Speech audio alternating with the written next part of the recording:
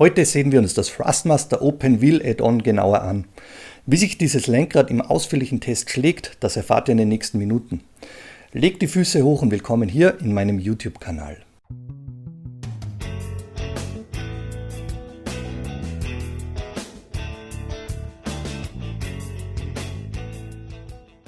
Zu Beginn wie gewohnt der Disclaimer. Ich habe dieses Lenkrad selbst gekauft und wurde dabei durch meine Patreon-Spender unterstützt. Es gibt klarerweise keine Auflagen oder Vorgaben hinsichtlich dieses Reviews. Ich bin kein Teilnehmer eines Affiliate-Programms des Anbieters und erhalte für dieses Review kein Geld. Doch nun kann es losgehen. Kapitel Nummer 1: Preis und der Lieferumfang. Das TM Open Wheel Add-on, so heißt dieses Ding, ist für 149,99 € über den Thrustmaster Webshop oder diverse Reseller erhältlich. Das Lenkrad kommt in einer Retail-Verpackung mit Bedienungsanleitung zu euch ins Haus. Machen wir weiter mit der Ausstattung. Insgesamt 6 Buttons, ein D-Pad und der Drehschalter sind verbaut. Letzterer kann in 3 Positionen betätigt werden. Das sind nach links oder rechts drehen und drücken. Rückseitig sind 2 Schaltwippen verbaut und weiter geht's mit der Kompatibilität. Das Lenkrad kann auf jeder derzeit erhältlichen Wheelbase von Thrustmaster genutzt werden, welche einen Lenkradwechsel erlaubt. Das sind unter anderem die T300 Wheelbases TX, TS oder TGT Modelle. An einem T248 oder T150 kann das Lenkrad aber nicht genutzt werden, da bei diesen Modellen kein Lenkradwechsel vorgesehen ist. In Sachen Plattform entscheidet bei Thrustmaster die Wheelbase, auf welcher die Kompatibilität gegeben ist. PC-Unterstützung bringt jede Wheelbase von Thrustmaster mit, in Sachen PlayStation oder Xbox entscheidet eben das jeweilige Modell. Nächstes Kapitel: Display und LED. Das TM Open Wheel bietet von Haus aus kein Display und keine LEDs. Nachträglich kann das optional erhältliche BT-LED-Display von Thrustmaster erworben und an der Oberseite verbaut werden. Ich habe diese Möglichkeit erst kürzlich reviewed. Klickt den Link rechts oben an, falls ihr dieses Review noch nicht gesehen habt. Machen wir weiter mit dem nächsten Kapitel, die Optik. Die bunten Aufkleber rund um die Buttons springen ins Auge. Diese können bei Nichtgefallen abgezogen und somit entfernt werden. Die Lenkradform hat den typischen Open-Wheel-Charakter und ist unterseitig freigestellt. Von der Farbgebung dominiert das schwarz eloxierte Aluminium der Frontplatte. Die schwarz überzogenen Griffe und auch die Rückseite samt Schaltpedals ist ebenso in schwarz gehalten. Machen wir weiter mit der Haptik. Die Griffflächen sind Velour-Leder, auch Wildleder oder Suede genannt. Diese fühlen sich rau an und werden nach relativ kurzer Nutzung platt gedrückt. Gleichzeitig färbt Velourleder bzw. Suede immerzu ab. Dies ist nach der Nutzung an den Handflächen, wenn diese etwas schwarz sind, bemerkbar. Beim TM Open Wheel hält sich diese Abfärbung zwar in Grenzen, ist aber an den blassen Griffstellen bereits erkennbar. Kunststoffübergänge von den Griffflächen hin zur Frontplatte fühlen sich minderwertig an.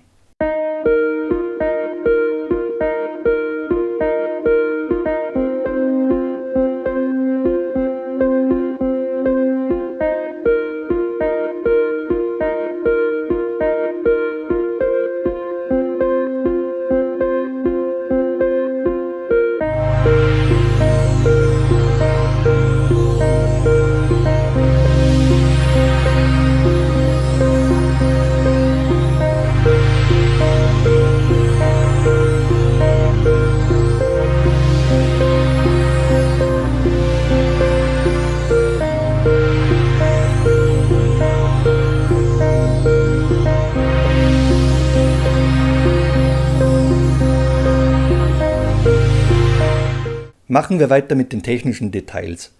Das Lenkrad bringt 820 Gramm auf die Waage. Mit 28 cm Lenkraddurchmesser und dem klassischen Formula-Layout handelt es sich um ein kompaktes Wheel. Die Griffe sind mit 38 x 30 mm ovalförmig. Mit gut 500 Gramm fällt die Betätigung der Schaltmechanik eher leichtgängig aus. Das Klicken ist mit knapp unter 70 Dezibel aus unmittelbarer Entfernung deutlich zu hören, aber noch halbwegs wohnzimmertauglich. Die 6 Buttons haben 10 mm Durchmesser und lösen um die 200 Gramm sehr leicht aus. Der Drehschalter ist mit gut 600 Gramm deutlich fester zu drücken. Um die Schaltmechanik zu betätigen, sind etwa 6 bis 7 mm Schaltweg erforderlich. Bei den Schaltpedals handelt es sich um eine fix integrierte Lösung, die mit 2 mm Materialstärke und 75 mm Breite aus Metall besteht. Bei der Frontplatte kommt 3 mm dickes Aluminium zum Einsatz.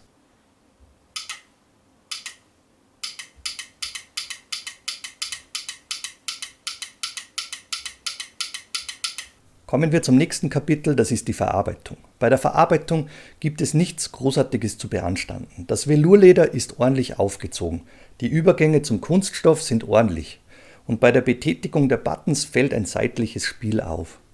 An den Schaltpedals wurden zweckmäßige Gummistreifen eingeklebt, um in den Endlagen etwas zu dämpfen. Das führt uns zum nächsten Kapitel, unser Hauptkapitel, der Rennstreckentest. In diesem Test wird das Open Wheel an einer Thrustmaster TGD Base verwendet, die auf meinem ASID P1 Rig verbaut ist. Die Motion wird von Simrig SR2 bereitgestellt und für die Bildausgabe ist ein Benko 3415 Monitor bzw. eine HP Reverb VR Brille im Einsatz. Beim Open Wheel fällt der kompakte Formfaktor auf und durch das sehr leichte Gewicht fühlt sich dieses Lenkrad an der Wheelbase agil an. Auch bei schwächeren Wheelbases kommt an den Griffflächen somit genügend Power an, da der Hebelbeleg bei 28 cm Durchmesser eher klein gehalten ist. Die Griffflächen aus Velurleder nehmen Feuchtigkeit gut auf und fühlen sich leicht rau an, wenn man so wie ich immer ohne Handschuhe unterwegs ist. Die meisten Buttons sind nicht erreichbar, ohne die Hand vom Lenkrad nehmen zu müssen. Lediglich der obere linke und rechte Button kann mit dem Daumen gerade noch so erreicht werden, ohne die Hand komplett vom Lenkrad lösen zu müssen. Die Schaltwippen sind ergonomisch gut platziert und 4 Finger können komfortabel aufgelegt werden. Die Auslösung ist durch den Schalter deutlich hörbar und hört sich hell klickend bzw. federnd an. Kommen wir auf die Zielgerade. Das sind die negativen, neutralen, positiven Aspekte und das Fazit und die Kaufempfehlung. Nächstes Kapitel, die negativen Aspekte. Die Ergonomie der Griffflächen ist alles andere als ergonomisch zu bezeichnen. Eine durchgehende Griffwurst, so würde ich dies bezeichnen, mit 38 x 30 mm lässt keine Anpassung deiner Finger- und Handflächen zu. In Sachen ergonomischer Ausformungen und Vertiefungen Fehlanzeige. Gleichzeitig ist das durchgehend zu dick gewählte Design der Griffe absolut kein haptisches Erlebnis. Größter Kritikpunkt ist für mich die mangelnde Erreichbarkeit der Buttons. Wie man bei einem kompakten Open Wheel das Tastenlayout so konzipieren kann, dass lediglich 2 Buttons gerade noch so erreichbar sind, das ist mir persönlich schlichtweg ein Rätsel. Und letzter negativer Aspekt ist der von Thrustmaster bekannte Quick Release aus Kunststoff, welcher mit schnellem Wechsel des Wheels eigentlich nichts zu tun hat. Gefühlt seit Jahren warte ich persönlich auf eine komplette Neugestaltung, aber Stand heute, Ende 2021, heißt noch immer, eine Schraube ins Plastik durch die Überwurfmutter aus Plastik zu drehen, um das Lenkrad zu sichern. Weiter geht's mit den neutralen Aspekten. Das Auslösefeedback der Buttons stufe ich als neutral ein. Es hört sich nur mittelmäßig wertig an, der Druckpunkt ist ebenso nur Mittelmaß, erfüllt aber seinen Zweck. Ebenso neutral fühlen sich die eingesetzten Kunststoffe an. Gleiches gilt auch für die Betätigung der Schaltmechanik. Die Schaltauslösung passiert deutlich vor der absoluten Endlage und so hat man irgendwie immer so ein nachwippendes Gefühl beim Schaltvorgang, welches sich nicht exakt und präzise anfühlt. Der Überzug aus Wildleder bringt die bekannten positiven und negativen Aspekte mit sich und darum gibt es auch hier eine neutrale Bewertung. Einerseits fühlt sich Wildleder wertig an und andererseits färbt es ab und nach wenigen Spielstunden ist die Oberfläche des Wildleders platt gedrückt und der schöne Wildleder-Look ist dahin. Der Preis mit knapp 150 € geht für mich als gerade noch neutral durch, wenngleich dieser knapp an einer negativen Beurteilung in Sachen Preis-Leistung vorbeischrammt. Kommen wir zum nächsten Kapitel, das sind die positiven Aspekte. Die Optik geht für mich als positiv durch, ist aber wie immer rein subjektiv einzuordnen.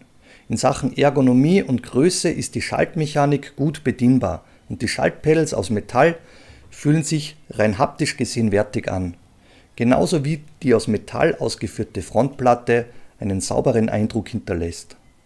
Ein weiterer positiver Aspekt ist die Möglichkeit, das Bluetooth-LED-Display von Thrustmaster nachzurüsten und so kommen wir zum nächsten Kapitel, das ist das Fazit und die Kaufempfehlung. Ich kann für dieses Wheel-Add-on von Thrustmaster keine pauschale Kaufempfehlung aussprechen. Der Mehrwert verglichen mit den von Haus aus beigepackten Lenkrädern diverser Thrustmaster Bundles ist in meinen Augen einfach zu gering. Gleichzeitig sind die Abstriche in Sachen Ergonomie und Erreichbarkeit der Buttons zu groß. Unterm Strich bleibt für mich nur ein positiver Aspekt, der für eine Kaufempfehlung reichen könnte. Das ist der Look, wenn man die Abwechslung zu üblichen runden Lenkradmodellen haben möchte und unbedingt das Thrustmaster Bluetooth LED-Display integrieren möchte. Fairerweise muss man aber festhalten, dass der Preis von knapp 150 € kein riesengroßes Loch in ein Budget reißen sollte. Vor dem Ausblick nutzt bitte die Kommentarfunktion. Feuerfrei, wie denkt ihr über dieses Wheel-Add-on von Thrustmaster? Kommen wir zum nächsten Kapitel, dem Ausblick. Weiter geht's mit dem nächsten Lenkradaufsatz von Thrustmaster. Wir werden uns angucken, wie das Thrustmaster Leder 28 GT Wheel in meinem Test davonkommt. Andere Projekte sind bereits in Planung. Es macht wie immer Spaß mit und für euch zu reviewen. Vergesst den Like oder ein Abo nicht, das würde mich persönlich freuen. Liebe Grüße, bis zum nächsten Mal, euer Ron.